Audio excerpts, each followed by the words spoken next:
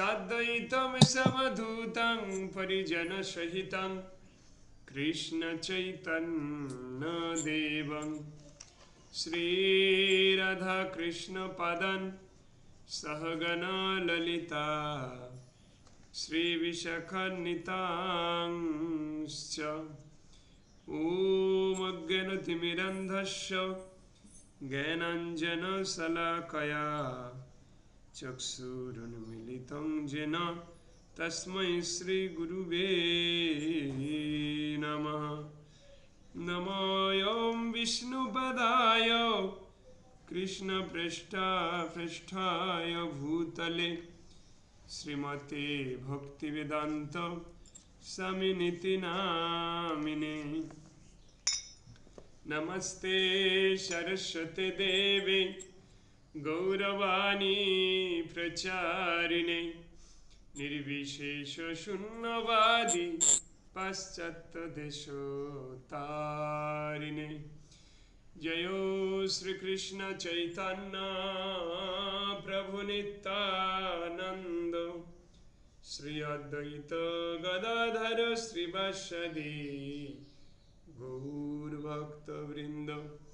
वृंदाय तुलसी देवै प्रियै केशवस्य च विष्णु भक्ति प्रदे देवी सत्यवत्यै नमो नमः। हरे कृष्ण कृष्ण कृष्ण हरे हरे हरे राम राम राम हरे हरे। नारायणं नमस्कृतं नरं चैव नरोत्तमं देवीं सरस्वतीं व्यासं ततो जयमुदीरयेत्। नारायणं नमस्कृतं नरं चैव नरोत्तमं देवीं सरस्वतीं व्यासं ततो जयमुदीरयेत्।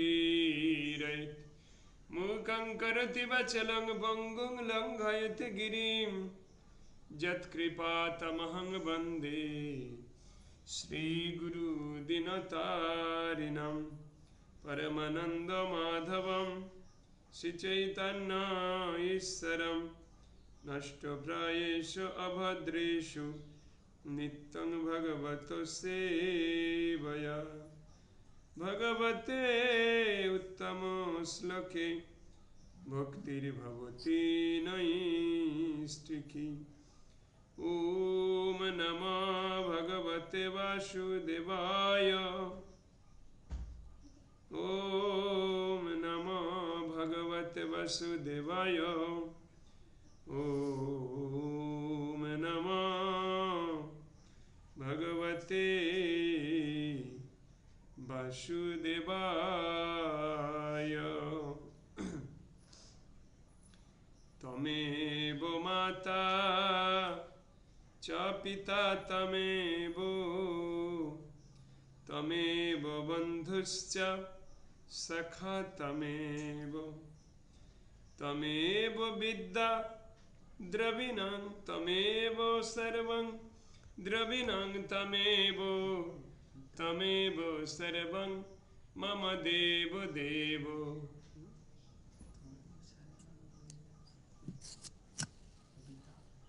जय राधा माधव कुंज बिहारी जय गोपीजन वल्लभ गिरिवरधारी। जय राधा माधव कुंज बिहारी यशोदानंदन व्रज जनरंजन यशोदानंदन व्रज जनरंजन यमुना तीर वनचारी। जय राधा माधव कुंज बिहारी यशोदानंदन व्रज जनरंजन यशोदानंदन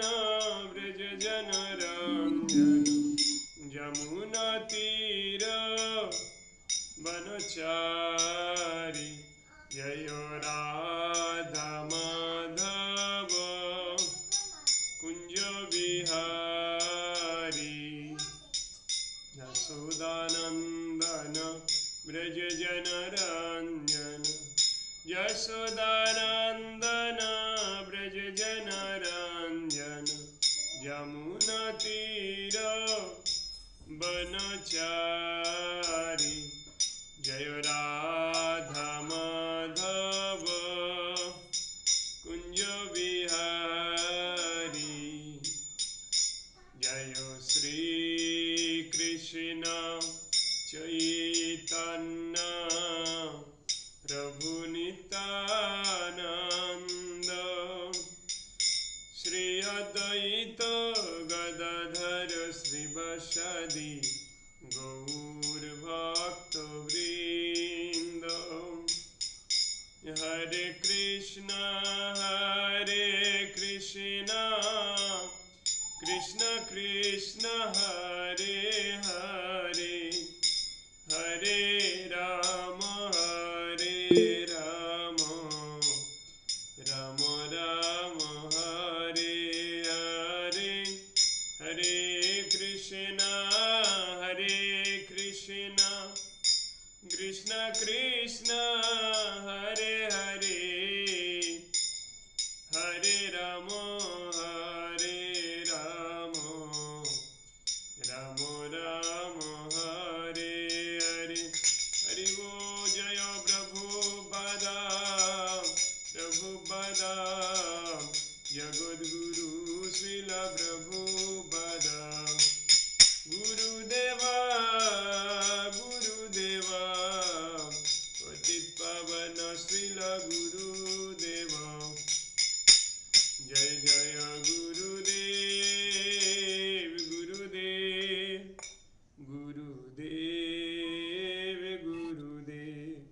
নিতাই গৌর হরি বল হরি বল হরি বল হরি বল নিতাই গৌর প্রেমানন্দে হরি হরি হরি বল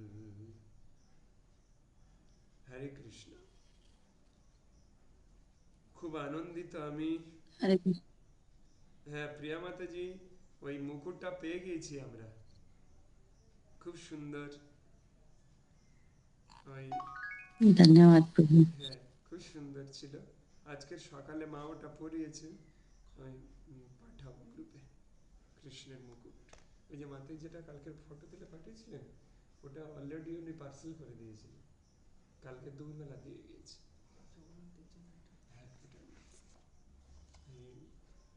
দেখিনি। হরে কৃষ্ণ। হ্যাঁ আনন্দিত। ঠাকুরের ফটোটা যদি পাঠান খুব ভালো হবে। ফটো পাঠাবো, গ্রুপে পাঠিয়ে দেবো। হরে কৃষ্ণ। খুব আনন্দিত এই কারণে, এই যে গত একাদশী গিয়েছে, এই একাদশীতে মাতা তুলসী মহারানী তিনি আবির্ভূত হয়েছিলেন আমাদের নিরুপমা, আমার বোন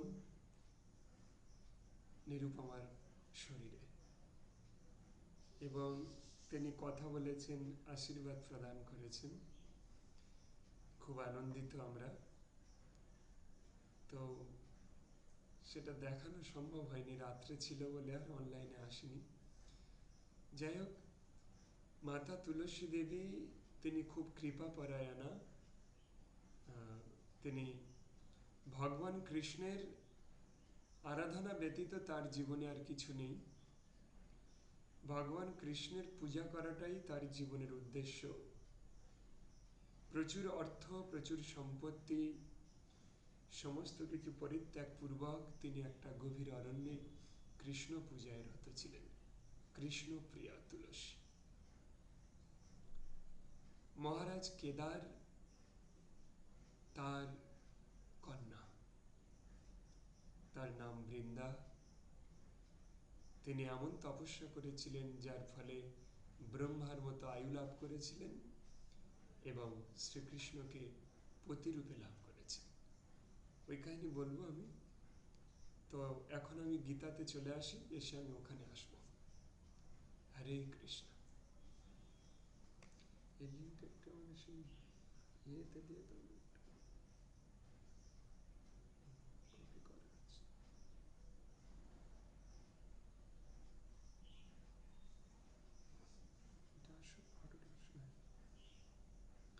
আজকের আমরা পাঠ করব শ্রীমদ্ ভগবদ গীতার থেকে একাদশ অধ্যায়, পঞ্চদশ অধ্যায় শ্লোক একাদশ।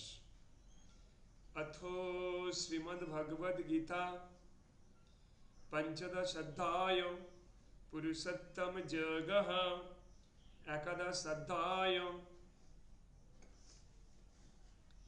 जतन सबाई बोलो जतन्त योगिनश्चैनं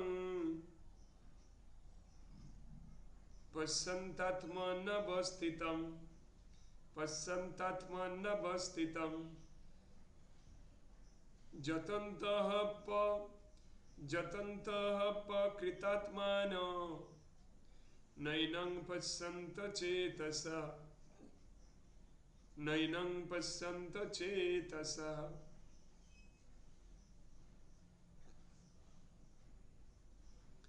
आत्मज्ञाने अधिष्ठित যত্নশীল যোগীগণ এই তত্ত্ব দর্শন করতে পারেন, কিন্তু আত্মতত্ত্ব জ্ঞান রহিত অবিবেকীগণ যত্নপরায়ণ হয়েও এই তত্ত্ব অবগত হতে পারেন না। এই জগতে যত্নশীল ব্যক্তির অভাব নেই, এই জগতে শিক্ষিত মানুষের অভাব নেই, আনাচে কানাচে ঘুরে বেড়ায়, কিন্তু তার শিক্ষার গৌরব কোথায়? তার সেই শিক্ষা নিয়ে সে সঠিক কর্মে লাগিয়েছে কই? সঠিক কর্মে তো লাগায়নি। তেমনি এই জগতে যত্নশীল ব্যক্তির অভাব নেই। তারা যত্ন করে অনেক কিছুতে, এই ধর্মেও অনেক যত্ন নেয় তারা, কিন্তু সেই যত্ন তাদের ফল প্রদান করে না। কিভাবে? ওই যে 13টা অপসম্প্রদায় আছে, সেই 13টা অপসম্প্রদায়ের মধ্যে কোনো সম্প্রদায়ে যদি তুমি কাউকে গুরু গ্রহণ করো, তাহলে তোমার এই যত্ন বৃথা হবে। কারণ তুমি যে যত্ন সহকারে ধর্ম করছো, সেই যত্নের কোনো ফল লাভ হবে না। তার কারণ তুমি যেখানে যত্ন করছো সেটা মহাপ্রভুর সঙ্গে কানেকশন নেই। কারণ বর্তমান যুগের, কলিযুগের কৃষ্ণ ভাবনামৃত আন্দোলনের মেন কর্ণধার শ্রী চৈতন্য মহাপ্রভু। চৈতন্য মহাপ্রভু যেগুলোকে সিলেক্ট করেছেন, সেই ধর্মের ব্যক্তিরাই একমাত্র যত্ন করে ফল পাবে, আর বাকিরা যত্ন করে সেটা ওই ভস্যে ঢালিলাম ঘি হবে। মানুষ হইয়া জনম লভিয়া মানুষের করিলাম কি?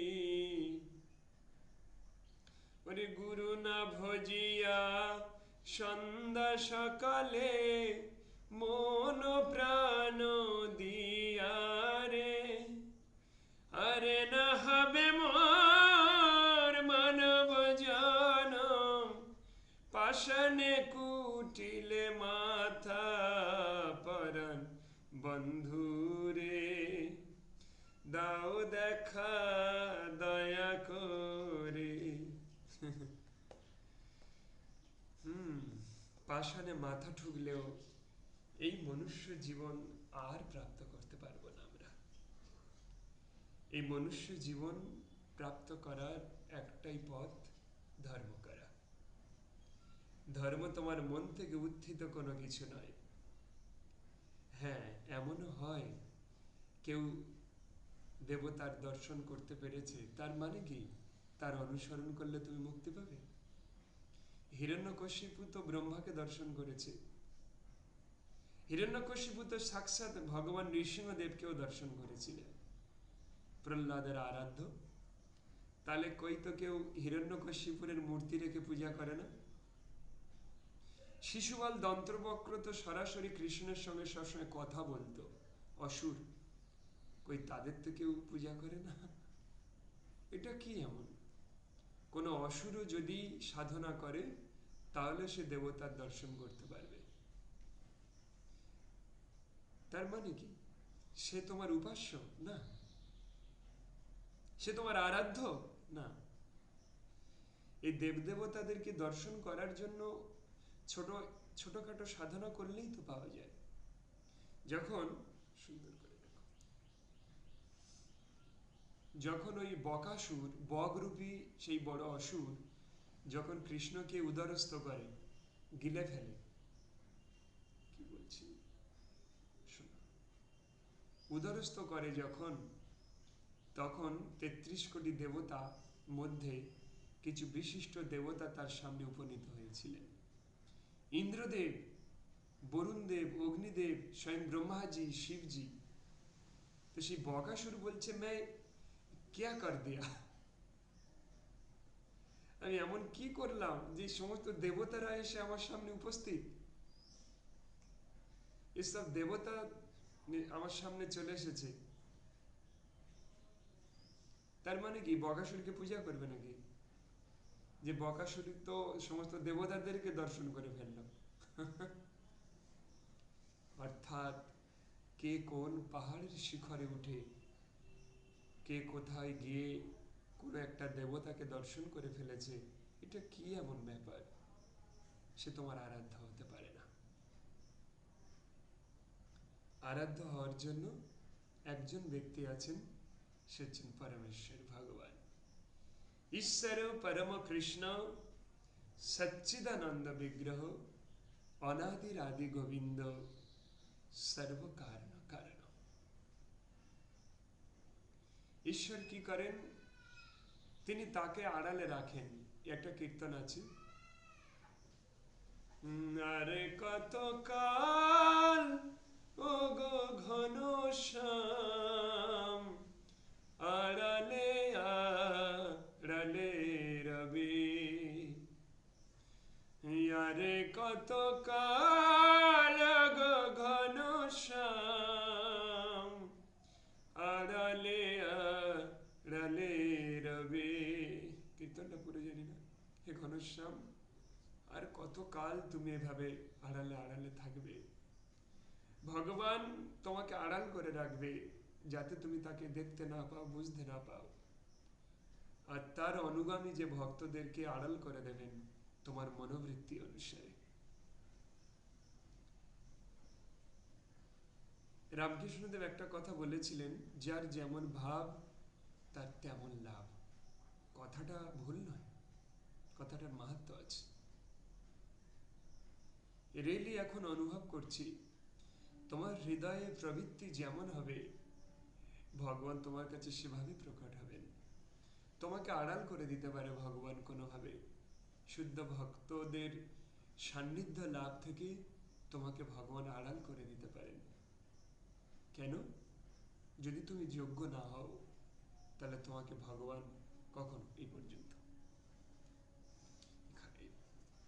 তোমাকে ভগবান আড়াল করে দেবেন, তার ভক্তের সঙ্গ তোমাকে করতে দেবেন না। কেন? কারণ তার ভক্তদের সঙ্গ প্রভাবে তুমি ভগবত ধাম প্রাপ্ত করার অধিকারী হয়ে উঠবে। তাই তোমার মনের ভাবকে সবসময় শুদ্ধ রাখো। কেন? মাতা তুলসী দেবীকে, মাতা তুলসী যখন ওই বৃন্দাবনে, ওই যে বনে তপস্যা করছিলেন, ধর্ম সাক্ষাৎ ধর্ম, তিনি একটা ব্রাহ্মণ বেশে এসে তিনি মাতা তুলসীকে উপভোগ করার চেষ্টা ছিলেন। মাতা তুলসীকে তিনি পরীক্ষা করছিলেন, তাকে বিবাহ করবে, তার সঙ্গ লাভ করবে এইভাবে। মাতা তুলসী বারবার তাকে বলছে যে দেখো, তোমার যদি এরকম ক্ষমতা থাকে যে কৃষ্ণকে প্রতিরূপে পেতে পারি, এরকম যদি কোনো বর দিতে তুমি সক্ষম হও, তাহলে দাও, তাহলে তুমি অন্যত্র গমন করো। সে সেই কথা মাতা তুলসীর কথাতে কর্ণপাত না করে মাতা তুলসীর আরো সমীপে আসছে, আরো কাছাকাছি আসার চেষ্টা করছে। তাই মাতা তুলসী বললেন যে তুমি কি মনে করছো যে এটা নির্জন স্থান, এখানে কেউ নেই, আমি একা আছি? না, সবাই মন দিয়ে শুনবে। আমাদের হৃদয়ে পরমাত্মা রূপে ভগবান রয়েছেন, পরমাত্মা রূপে ভগবান রয়েছেন সাক্ষী। আমাদের মন রূপী ব্রহ্মা, ব্রহ্মা আমাদের মন। আমাদের জ্ঞান রূপী শিব, বুদ্ধিরূপী দুর্গা, মাতা দুর্গা, আর 33 কোটি দেবগণ আমাদের অঙ্গ প্রত্যঙ্গ। তুমি মনে করছো যে এখানে কেউ নেই, আমি এই অসহায় নারীর উপরে আমি টর্চার করব, তুমি ভাবছো নির্জন স্থান, এটা ভুল ধারণা। এই গভীর অরণ্য নির্জন নয়। কেন? এই গভীর অরণ্যে বিষ্ণু রয়েছেন, ভগবান কৃষ্ণ তোমার পরমাত্মা রূপের হৃদয়ে রয়েছেন। তারপর মন, ব্রহ্মাজির আন্ডারে আমাদের মন থাকে। তুমি কোথায় পালাবে?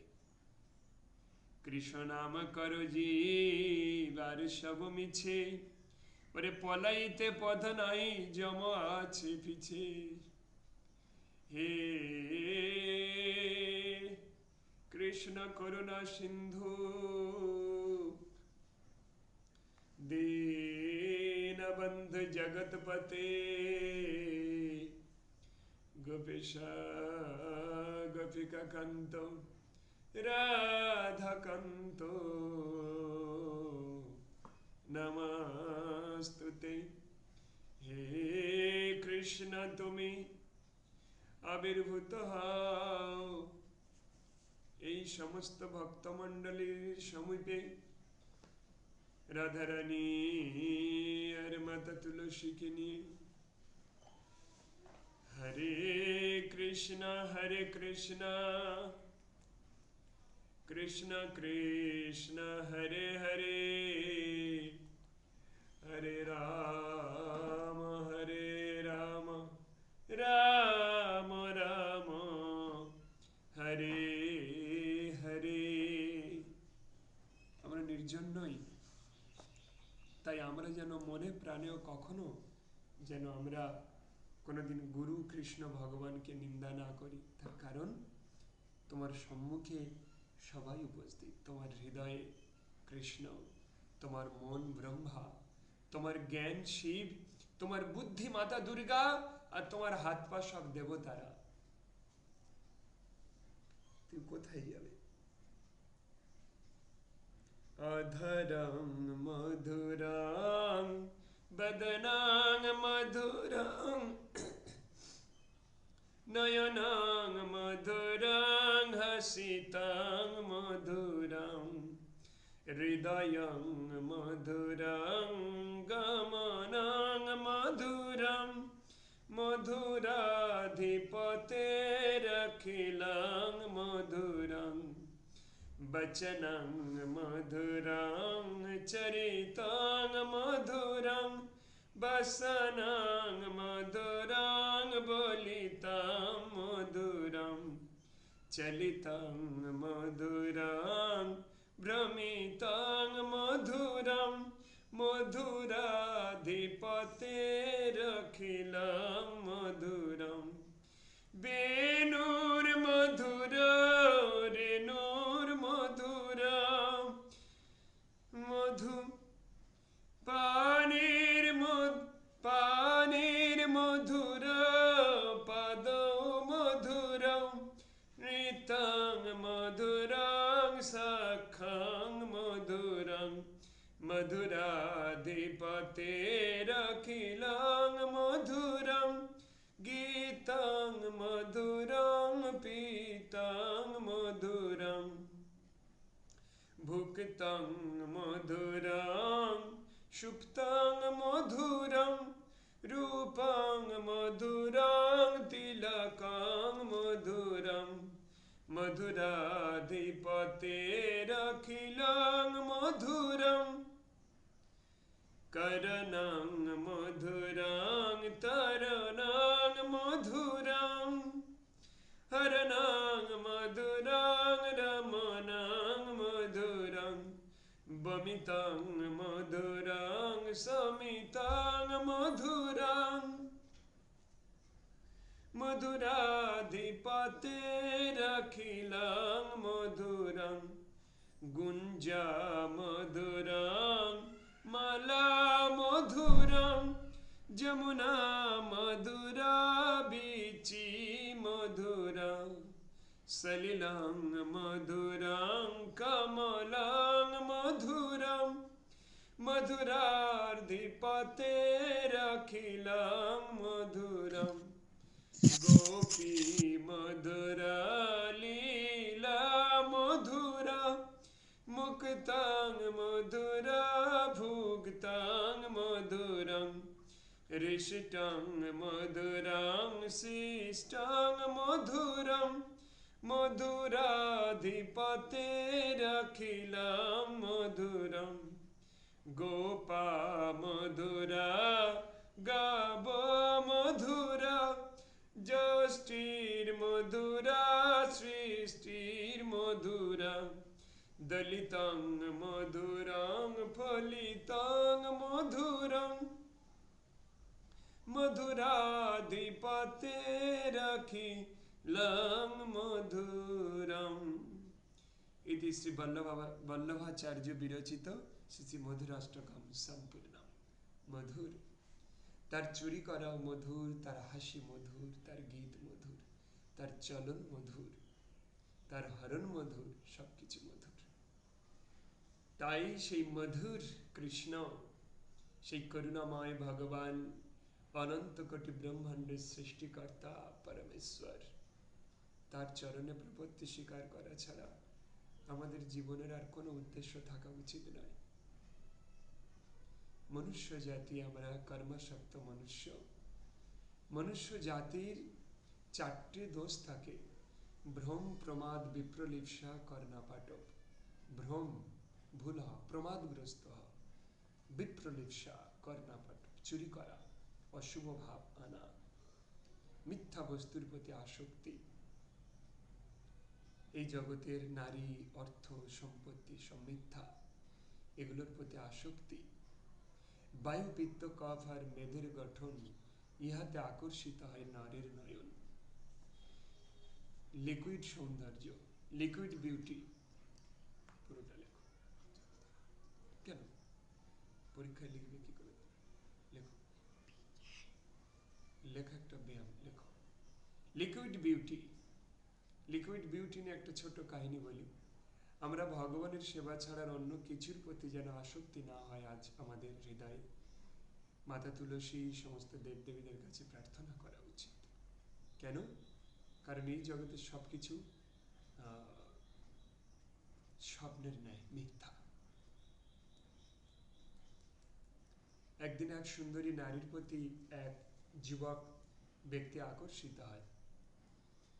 সে তার উপরে জবরদস্তি করে। তখন সেই মাতা মহিলা বললেন, হে পুরুষ, তোমার যদি এতই লোভ আমার প্রতি, তাহলে তোমার এই ডেট দিলাম, এই ডেটে তুমি আসো, তোমার মনের বাসনা পূর্ণ করব। 7 দিন টাইম নিয়েছিল সেই নারী। তিনি কোন একটা মেডিসিন খান, প্রচুর ডায়রিয়া তৈরি করে, আর সেই ডায়রিয়া তৈরি করে সেই তার শরীরকে নষ্ট করে ফেলে। 7 দিনের মধ্যে তার এত ডায়রিয়া হয়েছিল, শরীরের সমস্ত শক্তি বাইরে নির্গত হয়ে গিয়েছিল। আর সেই ডায়রিয়ার যে উত্তক্ত বস্তুগুলো শরীর থেকে, সেইগুলো একটা পাত্রে ধারণ করে রেখে দিয়েছে। সেই পুরুষ এসেছে, এই পর্যন্ত লেখো। সেই পুরুষ এসেছে, আসার পরে নিচে হয়ে আছে পর্যন্ত নিচে। সেই পুরুষ এসেছে, আসার পরে খোঁজ করছে, ওই মেয়েটাকে জিজ্ঞাসা করছে যে তুমি জানো আমার প্রিয়তমা এই অমুক সে কোথায়? মানে চিনতে পারছে না, তার রূপ এত কদাকার হয়ে গিয়েছে। বলে আমি তো সে। বলে সেটা কিভাবে সম্ভব? তুমি কত সুন্দরী। বলে হ্যাঁ, আমার সেই সৌন্দর্য তো আমি তোমাকে দান করে দিয়েছি, এই দেখো সব ধরে রেখে দিয়েছি। ওই পাত্রটা খোলো, পাত্র খুলে দেখে দুর্গন্ধ, পায়খানা, বমি, এইসব। মানে এটা কি? বলে এইগুলো দিয়েই আমার এই যৌবন সৃষ্টি হয়েছিল। বায়ু, পিত্ত, কফ, মেদ, রক্ত, মাংস, এই পরিত্যক্ত বস্তু যেগুলো থেকে শুধু উৎকণ্ঠ দুর্গন্ধ প্রবাহিত হয়, সেগুলো দিয়েই যৌবন সৃষ্টি হয়। তুমি এগুলোর প্রতি আকৃষ্ট হয়েছিলে না? তোমাকে সব আমি ডোনেশন করে দিয়েছি, পুরোটাই। আমার বেঁচে থাকার জন্য শরীরে এটুকু আছে হাড় মাংস, আর বাকি আমার যা যৌবন ছিল সব দিয়ে দিয়েছি, যাও নিয়ে চলে যাও। এটার নাম লিকুইড বিউটি। বায়ু পিত্ত কপ আর মেদের গঠন, ইহাতে আকর্ষিত হয় নরের নয়ন। ভগবানের প্রতি তোমার মন হৃদয়ে সব সঁপে দাও, তাহলে এই ব্রহ্মাণ্ডের সমস্ত দেবদেবীরাও তোমার সঙ্গে দেখা করতে আসবে। চৈতন্য মহাপ্রভুকে অনেকে বলতেন, তুমি এত পণ্ডিত, এত জ্ঞানী, তুমি বৈষ্ণব হয়ে যাও, তুমি বৈষ্ণবদের দলে আসো। তখন মহাপ্রভু বলেছিলেন, একদিন এমন বৈষ্ণব হব, শিব পার্বতী ব্রহ্মা সবাই আমার গৃহে এসে আমার সঙ্গে দেখা করবে। এমন বৈষ্ণব হব। তো তিনি হয়েছিলেন এমন বৈষ্ণব, যার ফলে শিবজি তাকে দর্শন করতে এসেছিলেন। মাতা দুর্গা তার চরণের ধুলো মাথাতে নিয়েছিলেন। নবদ্বীপের মধ্যে একটা দ্বীপের নাম সীমন্ত দ্বীপ, আমার নামে, সীমন্ত দ্বীপ। আমার নাম ছিল আগে দন্তেশ্বর দীর্ঘই ম দন্তের নইত, সীমন্ত বাবাই নাম দিয়েছিলেন। কিন্তু যখন সেই ক্লাস 8-এ রেজিস্ট্রেশন করতে হয় না, তো সেই রেজিস্ট্রেশনের সময় ওখানে এসেছিল শ্রীমন্ত তালু সয়রাভালা দীর্ঘই, ওটা এফিডেভিট করতে হয়। আমি আর এফিডেভিট করতে যাইনি। আমি বলি, যা দিয়েছে এটা তো ভুল নয়, শ্রীমন্ত সব বানান ঠিক আছে আর নামও অর্থ আছে। আমি আর এফিডেভিট করিনি, ওই শ্রীমন্তই লিখি এখন। তাই আমার রিয়েল নাম হচ্ছে সীমন্ত। সীমন্ত মানে হচ্ছে সিঁথি। তো সেই নবদ্বীপের যে 9টা দ্বীপ আছে, ঋতুদ্বীপ, যেখান থেকে বসন্ত ঋতু সবসময় উপনীত থাকতেন, যাই হোক অনেক কিছু আছে, রুদ্রদ্বীপ, কোলদ্বীপ, মধুদ্রুম দ্বীপ, এটা ওটা সেটা, অন্তর্দ্বীপ, মায়াপুর হচ্ছে অন্তর্দ্বীপ, তার মধ্যে একটা দ্বীপ, তার নাম হচ্ছে সীমন্ত দ্বীপ। যখন মহাপ্রভু নীলাচলে চলে যান, ঠিক সেই দিনেই মাতা দুর্গা দেবী আসেন মহাপ্রভুকে দর্শন করতে, কিন্তু তিনি দর্শন পাননি। তাই মাতা দুর্গা কাঁদতে কাঁদতে মহাপ্রভুর পায়ের চিহ্ন থেকে ধুলো নিয়ে তার সিঁথিতে লেপন করেছিলেন। তাই ওই দ্বীপের নাম হয় সীমন্ত দ্বীপ। যারা মায়াপুরে গিয়েছেন, ইস্কন মন্দির থেকে 5 কিলোমিটার উত্তরে রাজাপুরের জগন্নাথ আছে, যে জগন্নাথ সাক্ষাৎ পুরীর জগন্নাথ। তো সেই জগন্নাথ তিনি, তার পিছনে চৈতন্য মহাপ্রভুর সঙ্গে মাতা দুর্গার একটা বিগ্রহ আছে, সেটা পূজা হয়, মাতা পার্বতী। চৈতন্য মহাপ্রভুর চরণতলে বসে আছেন আর মহাপ্রভু একা রয়েছেন। তো এরকম বিষয় সীমন্ত দ্বীপ। তাই মহাপ্রভুর চরণে সবাই আত্মসমর্পণ করো, এই সংসার আর কিছু নেই।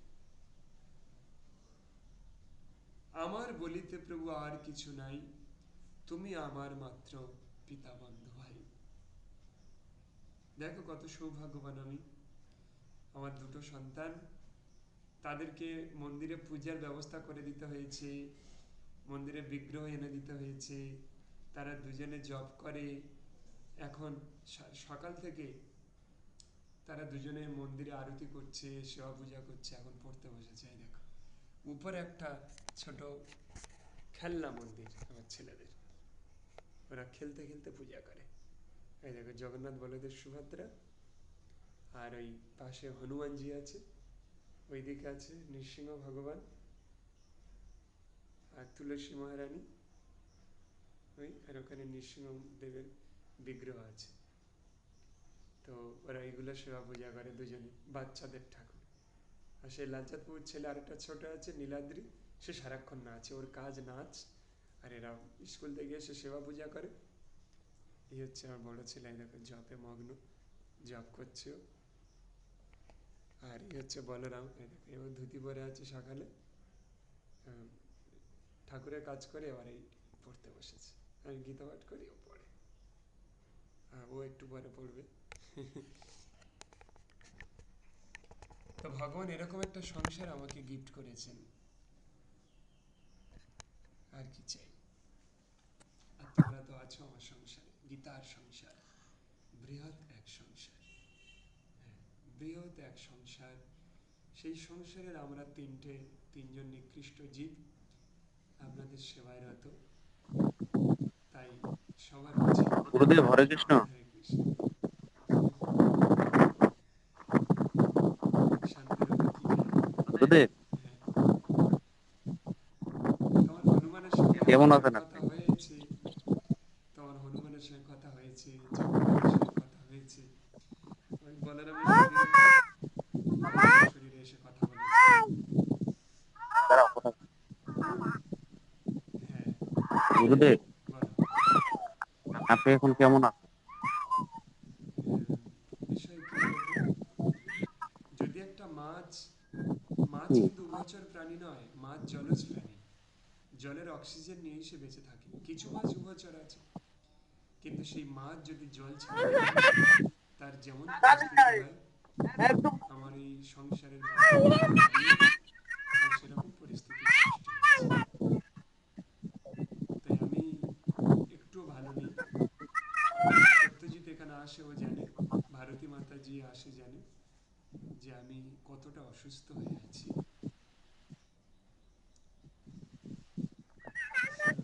তা আপনি কি ফ্রি থাকবেন 10টার পরে? হ্যাঁ, 10টায় কল করো। একটু কথা বলতাম।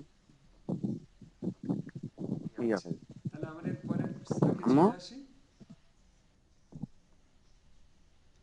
যদাদিত্য গতং তেজো জগদ্ভাসায়তেऽখিলম যচ্চন্দ্রমসি যচ্চগ্নৌ তত্তেজ বিদ্ধি মামকম। কানাই প্রভু আছেন? সূর্যের যে জ্যোতি এবং চন্দ্র অগ্নির যে জ্যোতি সমগ্র জগৎকে হ্যাঁ উদ্ভাসিত। গুরুদেব আছি। ধন্যবাদ, হ্যাঁ গুরুদেব আছি। ধন্যবাদ। আমি প্রত্যেকদিন আছি, প্রথম দিন থেকে আছি গুরুদেব। আচ্ছা, আমি ভীষণ সমস্যার মধ্যে ছিলাম গুরুদেব, তাই রথের মধ্যে আমি যেতে পারি। ভীষণ সমস্যার মধ্যে এখনো আছি। আচ্ছা, মানে সে ভাষায় বলে বোঝাতে পারবো না। তো যাই হোক, একটু রিলিজ পেয়েছি। আজকের থেকে সমস্ত সমস্যার এখন একটু সমাধান একটু হবে। ঠিক আছে। ওম বৃন্দায় তুলসী দেবী প্রিয়া ওই কেশবস।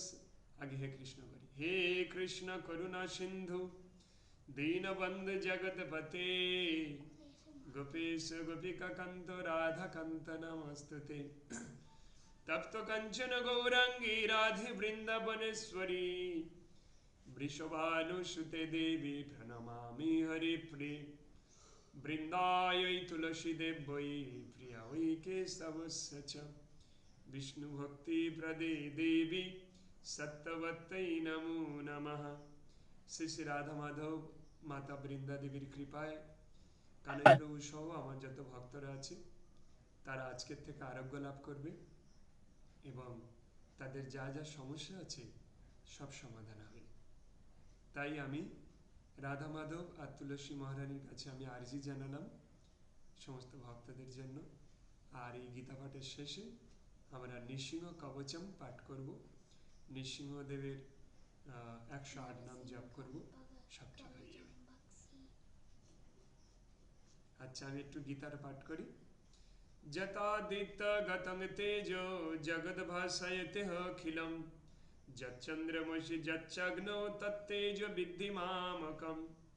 সূর্যের যে জ্যোতি এবং চন্দ্র অগ্নির যে জ্যোতি সমগ্র জগৎকে উদ্ভাসিত করে তা আমারই তেজ বলে জানবে। সূর্যের যে জ্যোতি তেজ, চন্দ্রের যে শক্তি, তার যে আলোক রাশি, ভগবান বলছেন এসবই আমারই তেজ। গম বিশ্ব চ ভূতানি ধরয়ামহ মহজা পুষ্ণামি চৌষধি সর্বা সমভূতা রসাত্মকঃ। আমি পৃথিবীতে প্রবিষ্ট হয়ে আমার শক্তির দ্বারা সমস্ত জীবদের ধারণ করি এবং রসাত্মক চন্দ্ররূপে ধান জব আদি ওষুধি পুষ্ট করছি।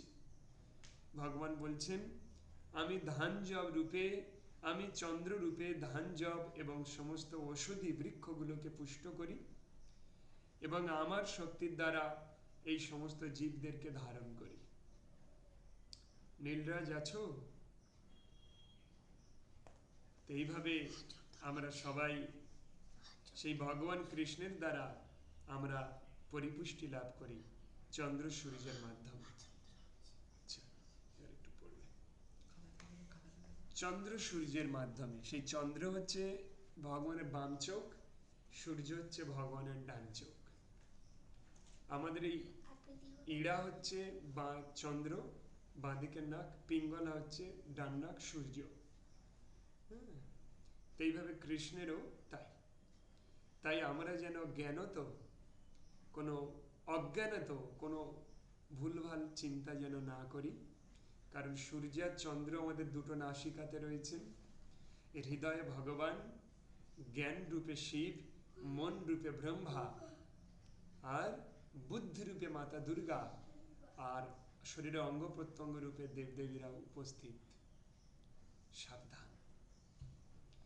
গমা বিশ্ব চ ভূতানি ধরয়া মোহাম্মদমোজসা পুষ্ণামি চৌষধি সর্বা সমভূতা রসাত্মক।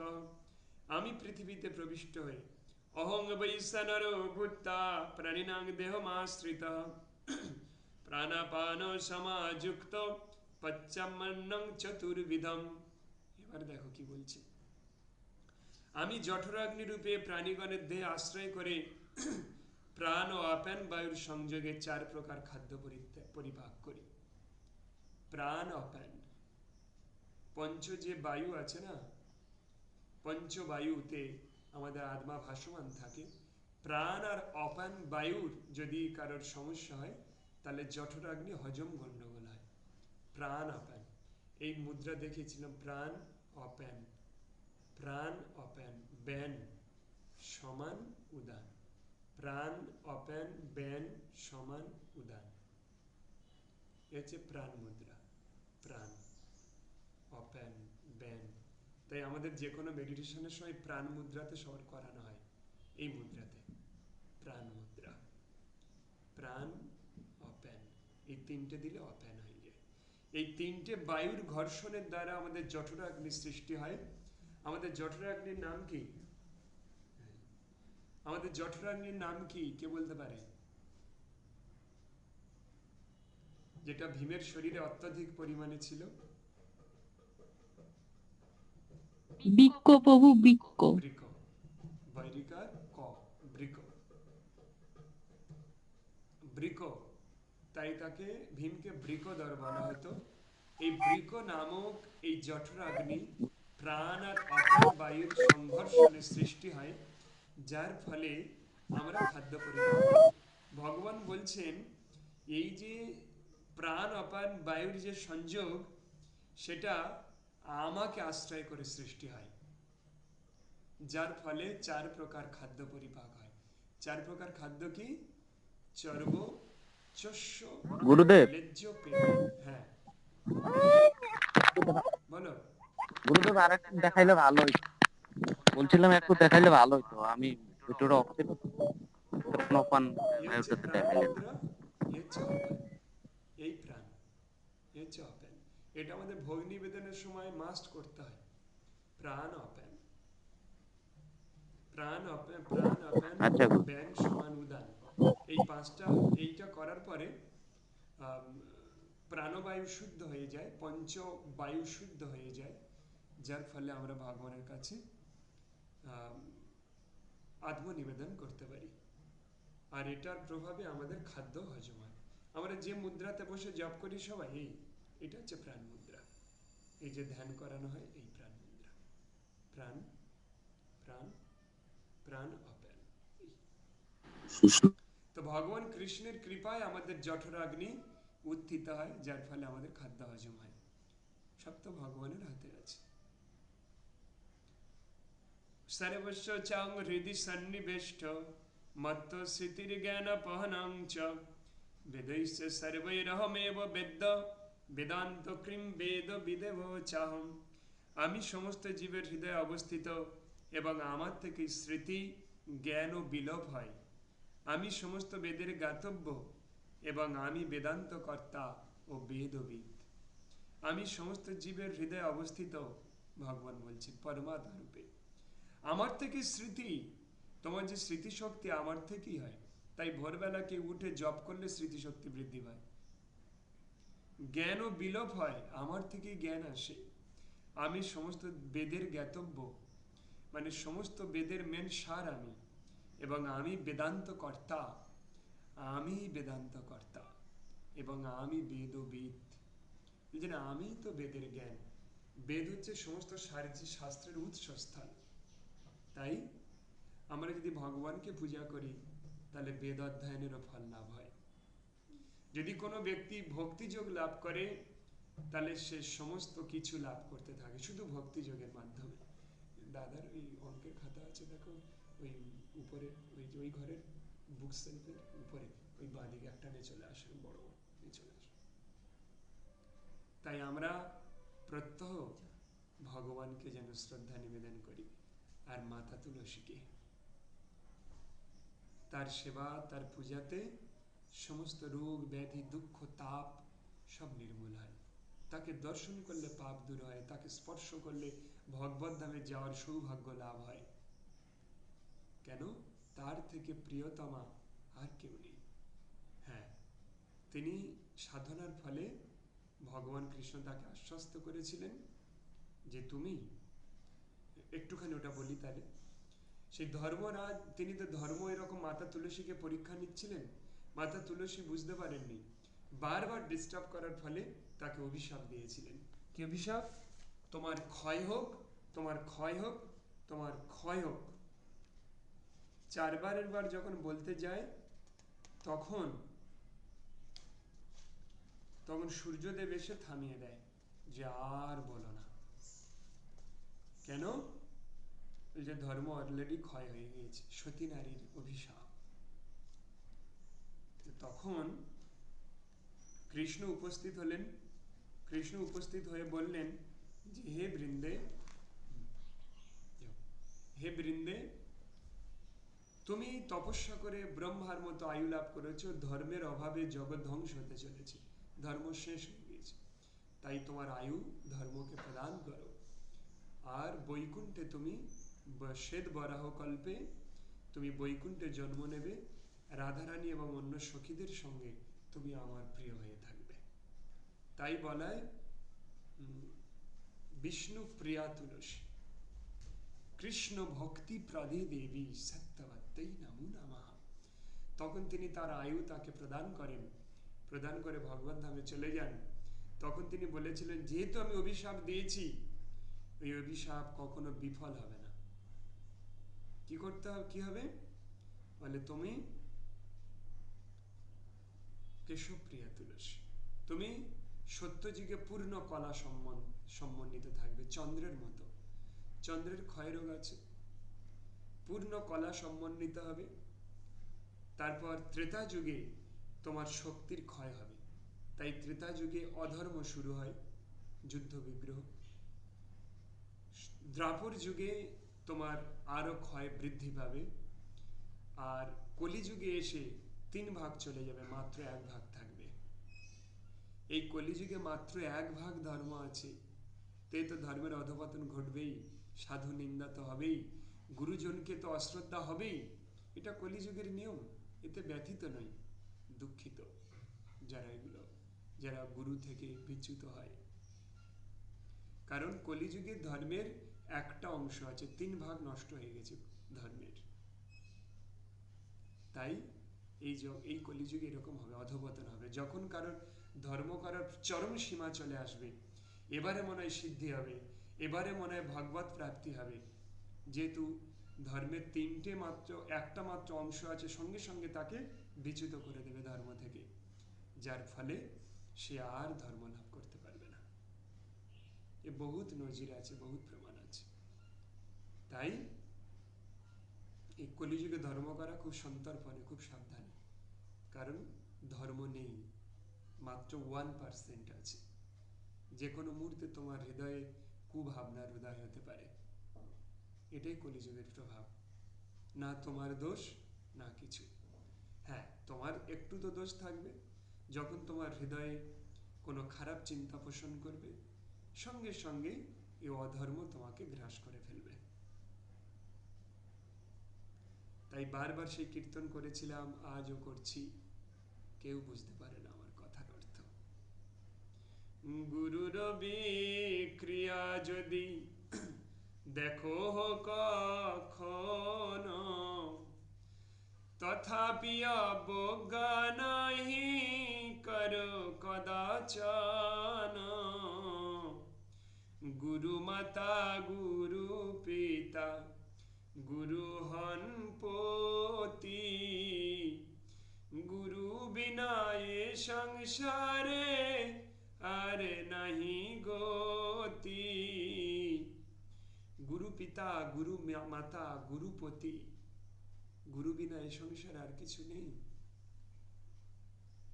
গুরুর বিক্রিয়া যদি দেখো কখন, যদি কখনো তোমার এই দুষ্ট চোখে, দুষ্ট কর্ণে যদি গুরুর বিরোধী করারও কিছু মনে আসে, তাও করো না, সেখান থেকে সরে আসো। কারণ ভগবান কৃষ্ণ কখনোই তোমার মুখ দর্শন করবেন না। আর কৃষ্ণ রুষ্ট হলে গুরু রাখিবারে পারে, আর গুরু রুষ্ট হলে কৃষ্ণ রাখিবারে না রে। আমার কথাটা আজকের অতিরঞ্জিত মনে হতে পারে, কিন্তু আদৌ নয়। কৃষ্ণ রুষ্ট হলে গুরু রক্ষা করতে পারে, কিন্তু গুরু রুষ্ট হলে কৃষ্ণ রক্ষা করবেন না। অর্থাৎ তোমার বিচ্যুতির পিছনে আর কিছু নয়, গুরু নিন্দা। তুমি যদি মনে করো যে আমি বিশাল গুরু পেয়ে গিয়েছি, যে ঈশ্বর দর্শন করেছে, তোমার মনের ভ্রান্ত ধারণা। তোমার হৃদয়ের মাঝে কলি এসে গিয়েছে, যে তোমাকে এই দুর্বুদ্ধি প্রদান করছে। তাই এই দুর্বুদ্ধি থেকে সরে আসো। মুক্তির কোনো পদ নেই আর, সঠিক সিদ্ধান্তে আসা ছাড়া। এই কলিযুগে এই ব্রহ্মমধ্য গৌড়ীয় ছাড়া আর কোনো সিদ্ধান্ত নেই। ভগবানকে পাওয়ার আর ভগবানকে পাওয়ার আর কোনো পদ নেই এই পৃথিবীতে। চৈতন্য চরিতামৃতে বলা আছে, ব্রহ্মমধ্য গৌড়ীয় সম্প্রদায় ছাড়া এই পৃথিবী থেকে মুক্তি পাওয়ার আর কোনো গতি নাই। সে যেই হোক না কেন, যে দেবতাদের সঙ্গে কথা বলতে পারে সেও যদি হয়, তোমাকে মুক্তি প্রদান করতে পারবে না। যদি তোমার মনে এই ভাবনার উদয় হয় যে একজন ঈশ্বর দর্শন করা ব্যক্তির সান্নিধ্য লাভ করেছি, যদি মনে হয়, তাহলে তুমি পাপী ব্যক্তি। ব্রহ্মমধ্য গৌড়ীয় সম্প্রদায়কে পরিত্যাগ করে যদি এই ভাবনা তোমার হৃদয়ে আসে, তাহলে তুমি অপরাধী, তুমি পাপিষ্ঠ, মূঢ়, দুরাচারী। কখনোই ভগবান তোমাকে দর্শন দেবেন না। আর যদি এমন কোনো গুরু হয় যে অন্য ব্রহ্মমধ্য গৌড়ীয় সম্প্রদায়ের ব্যক্তিদেরকে গ্রহণ করেছে, তো গুরু নয়, গুরু নামের কলঙ্ক। নিজের সংগঠন বাড়ানোর জন্য যে ব্যক্তি ব্রহ্মমধ্য গৌড়ীয় সম্প্রদায়ে যুক্ত ব্যক্তিদেরকে গ্রহণ করেছে, না সে গুরু, আর না তার মধ্যে কোনো শক্তি আছে। ব্রহ্মমধ্য গৌড়ীয় সম্প্রদায় পৃথিবীর যে কোনো সম্প্রদায়কে গ্রহণ করে দীক্ষা দিয়ে ভক্তিপথে নিয়ে যেতে পারে, শাস্ত্র সিদ্ধান্ত। কিন্তু অন্য কোনো সম্প্রদায়ের না অধিকার আছে, না ক্ষমতা আছে ব্রহ্মমধ্য গৌড়ীয় সম্প্রদায়ের ভক্তদেরকে গ্রহণ করা। ওই গুরুর চরণে ধিক। ওই গুরু অভিশপ্ত হয়ে গিয়েছে ব্রহ্মমধ্য গৌড়ীয় সম্প্রদায় থেকে, যে ভ্রান্ত ধারণার বশবর্তী হয়ে এই সমস্ত ভক্তদেরকে বিপদগামী করছে। আর বিপদগামী হওয়ার আরেকটা কারণ, এর হৃদয়ে গুরুর প্রতি নিন্দা ভাবনা এসেছে। তাই অশুভ স্থানে গুরুদেব তাকে ভগবান প্রেরণ করেছে। হরে কৃষ্ণ। তাই এখন আমি নৃসিংহদেবের কীর্তন করব। আচ্ছা, ওটা তো কমপ্লিট হয়ে গিয়েছে। নৃসিংহদেবের একটু আমি এতে চলে আসবো। কোথায় বইটা? গুরুকরণটা যদি একটু বলে। হ্যাঁ, হরে কৃষ্ণ গুরুদেব, গুরুকরণটা কিভাবে করব? গুরুকরণ তো একটা নির্দিষ্ট তিথিতে করা যাবে, একাদশী দিনেও করা যায়।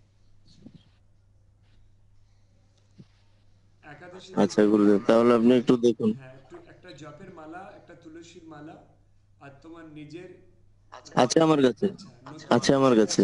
নতুন বস্ত্র, এটা নিয়ে সামনের একাদশী হ্যাঁ হ্যাঁ, বা বলরাম জয়ন্তী আছে খুব শুভ দিন 19শে আগস্ট বলরাম জয়ন্তী, ওই দিনেও করা যাবে।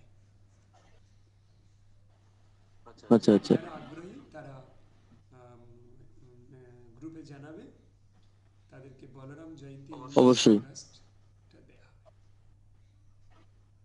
আচ্ছা আচ্ছা, আর যারা ওই দিন নিয়ম কি পালন করতে হবে? তোমাকে একাদশী ব্রত পালন করা আর মালাতে 4 মালা হ্যাঁ, জপ করা, এই দুটো শুধু পালন করতে হবে এখন। আচ্ছা আচ্ছা, ঠিক আছে গুরুদেব। 4 মালা জপ তোমার 4-5, ওই ধরো আধ ঘন্টা জপ সারা দিনের মধ্যে, সকালে 1 মালা, দুপুরে 1 মালা, বিকালে 1 মালা, মোটামুটি 4 মালা কমপ্লিট করতে হবে। একসঙ্গে বসেও করতে পারো। আর আচ্ছা, একাদশী ব্রতটা মাস্ট করতে হবে। হ্যাঁ, আহার যেমন করছো আচ্ছা খাচ্ছো তাই খাবে। ধীরে ধীরে ওই জপ, আচ্ছা আচ্ছা, ওই ঠিক, একাদশী ব্রত তোমাকে বলবে তোমার কি করতে হবে, আমাকে আর বলতে হবে না। আচ্ছা আচ্ছা, ঠিক আছে গুরুদেব, তাহলে ওই দিনকেই দীক্ষাটা দিলে ভালো কোন হবে। বাড়ি তোমার? সুব্রত আচার্য, ত্রিপুরা। ও, যে আমাকে ফোন করো প্রায় ওই যে সাধনার বিষয়ে। হ্যাঁ আচ্ছা হ্যাঁ গুরুদেব। আশীর্বাদ, তুলসী মাতার আশীর্বাদ, গীতার আশীর্বাদ। আচ্ছা, আমরা এখন তাহলে শ্রী নৃসিংহ কবচ পাঠ করব, তোমরা শ্রবণ করো। সর্ব দুঃখ, সর্বব্যাধি, সর্ব দূর করবে।